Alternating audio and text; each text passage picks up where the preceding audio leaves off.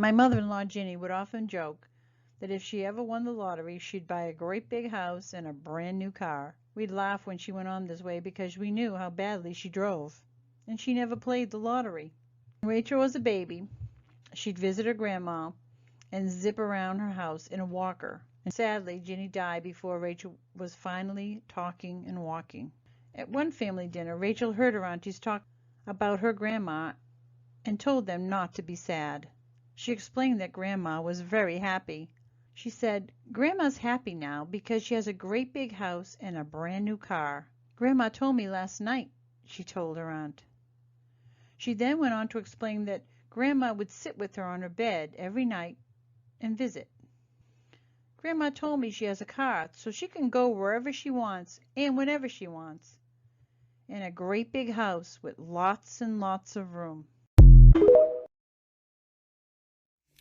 One morning I was making my daughter breakfast. I got out her bright blue booster and put it at the end of the bench. When she came in, she moved the booster to the middle of the bench. I asked her, "What are you doing that for, honey? Now I have to reach across the table to give you breakfast." She said, "Sorry, Mom, there's a man sitting there." I didn't say anything, and I saw her eating her breakfast, and she had her legs crossed in the booster. I thought she'd fall forward. I said, "Baby, undo your legs. Let them dangle down." She says, "No, he's tickling my feet." Well, I knew exactly what she was talking about. No, I didn't see a man there, and no, I didn't see a disembodied hand. But I do remember when I was her age, my grandfather used to stop by every Sunday morning, have a cup of coffee, put his hat on the table, and if I was sitting next to him, he'd reach under that table and tickle my feet.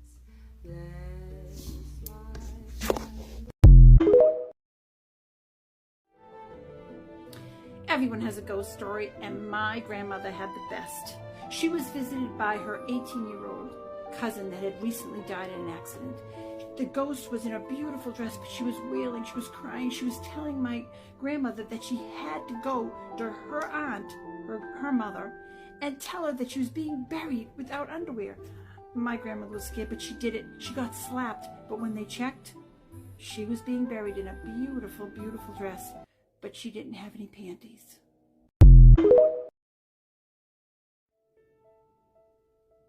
I have a vision. I see two little children walking ahead of me in the sand. They're holding hands. They have shorts on and short blonde hair. I never see their faces. I think one of them is mine. I wonder who the other child could be. Then my sister-in-law calls. She says she's pregnant. I think that's weird. I'm not pregnant. But we're happy for her. It's her first child, but she loses that baby. She gets pregnant again. We're thrilled for her, but again, I'm not pregnant. She loses that one too. But I tell her about my vision this time, and I tell her we're gonna have kids together. She calls me a third time. She doesn't even tell me she's pregnant. She asks right away, "Are you pregnant?" I said to myself, I could be. I went and took the test. I was pregnant too. We had two girls together, 4 days apart.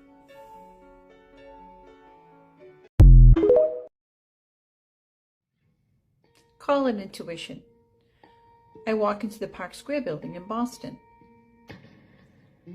I was there for a job interview. I felt like I got the job because I felt like I had worked in that building all my life. I didn't get the job. Come 20 years later, I walk into the building, I get the job. I worked there for 3 years in that building. I lived in a 3-story house, the lower story being the basement. It was about 800 square feet, and it was unfinished. I could draw and I could read. There wasn't a lot of light. I had a light bulb that used to hang from the ceiling, which was fine where I was, but outside like 5 feet, it was complete darkness. And one night, my brother ran down the stairs. He looked at me, I looked at him, and he ran up those stairs so frightened. And I yelled out, "Ricky, what do you want?" He didn't respond. He ran up the stairs, didn't say anything. Pretty soon I had to wrap up my stuff, go up the stairs, shut the light, and my mother and father in the living room. So I said, "What did Ricky want?" And she's saying, "What are you talking about?" And I said, "He ran down the stairs and he didn't even say anything. He just ran back up the stairs." She said, "Ricky's working tonight." The day started in the usual way. My husband was at work, the kids were at school, and I was alone with my dogs. We headed out back, left the kitchen door open, and as I crossed the porch, I heard the outer door bang shut behind me. We played a little bit and it was time to go in. I tried, but the storm door wouldn't open. I finally grabbed the hidden key, went through the basement, and into the kitchen. The house was quiet. No one was home. The door was wide open, but the storm door was locked tight by a metal hook and eye. I was alone in the house. How did the door get locked? One afternoon, we were out back enjoying a beautiful family barbecue. My brother-in-law walked in, and when my toddler saw him, she ran over and she was yelling, "Uncle Tony, Uncle Tony." Well, my husband was standing right next to me, and I asked him, "Who's Uncle Tony?" And he said, "Well, Chucky, that's what we call him. Real name is Uncle Tony, but my mother-in-law never wanted him to be called that." Well, I walked over to Chucky and asked him, "Did you tell Rachel that your name was Anthony?" And he said, "No, why would I do that?" So now we had a little bit of a problem. So I finally got a chance to ask Rachel why she was calling Chucky Uncle Tony. And she said, "Grandpa told me." There's only one problem. At that point, Grandpa had been dead for 40 years.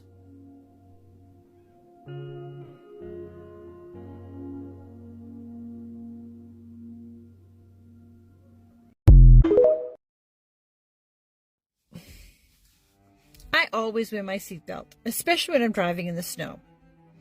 But I have this vision that I'm in a car accident and I don't have on my seatbelt. It's along a stretch of road by the ocean. I never drive that road. Well, I get a new job. Guess what? I'm on that road every day. Come the first snowstorm, gotta go to work. I put on my seatbelt. I'm driving to work. I'm on the highway. I forget that I have to stop for a newspaper. So I stop the car, run out, grab the newspaper, come back in the car, throw my stuff down, forget to put on my seatbelt. Now I'm finding I'm behind a plow. But I figure I'm not going to hit that road for a while. I was wrong. I got into the car accident. I did a 360. I totaled the car. I didn't have on my seatbelt. Seems like you can see the future. You just can't change your future.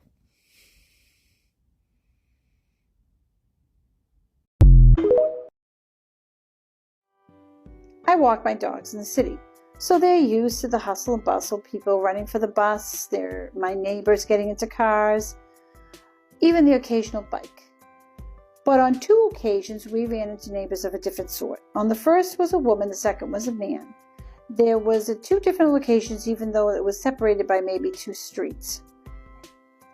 With both, what happened was we ran around a corner, and the person was just standing there. The dogs were startled, they were barking, they were backing up, they were trying to keep an eye on the person. The weird part was the person never moved, never tried to get away, never backed up themselves. And when they finally spoke, they said the same thing in the same order with the same tone.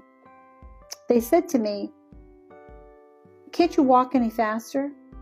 And if you can't handle those dogs, you shouldn't have them."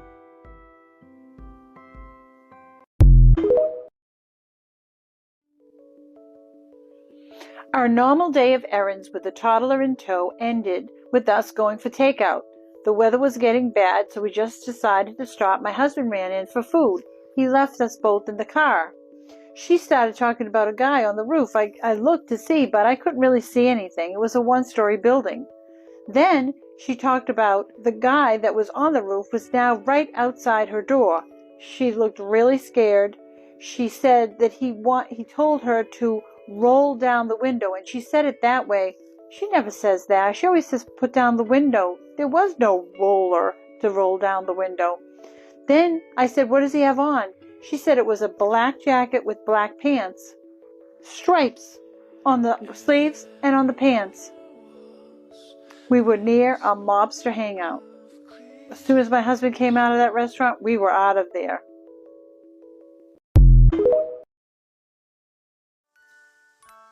One afternoon, I was doing dishes, You're by the sink, looking out the window, and I feel this coldness on my hip, a coldness that you can't even describe, like ice cold, go right through my hip. And I thought about it, and I said to myself, what is that? And it felt like a hand, like a little bit of a pressure. And after a while, it just went away.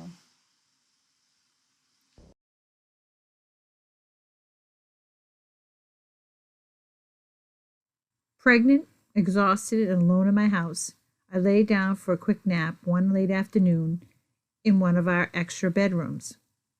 With my back towards the closed bedroom door, I slept and only woke up because the door swung open suddenly. I turned in time to see the door close and hear what I thought was my daughter run up the hallway into my bedroom. I caught the sound of what I imagined was her feet on the rugged wooden floor and her hand hitting each of the wooden banisters that ran along the dark hallway. I called out as I followed her out of the room, but there was no one there. Before I could even think about what just happened, my husband and daughter returned home through the front door. I had been completely alone in the house. I got in the possession of two antique New England hurricane lanterns. These were workable lanterns. They had oil in them, they were glass, they were heavy, and they were suspended on two hooks so they could move freely. Well, my weirdest encounter happened with these two lanterns. I used to put them on display, but not always, so I had them in the storage room when other things were up on my shelf. So one afternoon I go into this particular storage room, and on the desk where I kept them, the two lanterns were standing there side by side. One of them was completely still. The other one, however, was moving frantically back and forth at a speed that was, you couldn't even see how fast it was going back and forth. I mean, you couldn't push an object this fast. I looked at it, I walked over to it, I touched it on both sides, and I said, enough of that. I haven't had any problems since. And I was floating towards the wall, slowly. I floated away from the dark man and towards a window that was directly in front at my feet. This particular window overlooked a dark alley. It was an alley between two houses, the other house maybe 20 feet away. And that's where things got weird. It wasn't weird before that when you were floating?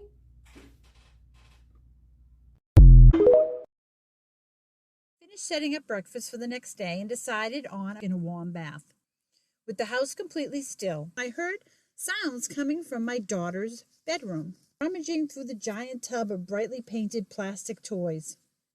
Figuring my time to luxuriate was done, I got up from the water, and as I patted my body dry, I could hear the sound from the bedroom getting louder, with footsteps running and past the bathroom door. And opened it, expecting to see my two daughters laughing and playing. Instead, the hallway before me was draped in almost complete darkness. I called out their names. Before I could think of what was happening, my husband walked through the door. With him, my two young daughters. All three were talking and laughing. At that moment is when I realized that before they walked through that front door, I had been completely alone in the big, empty, dusty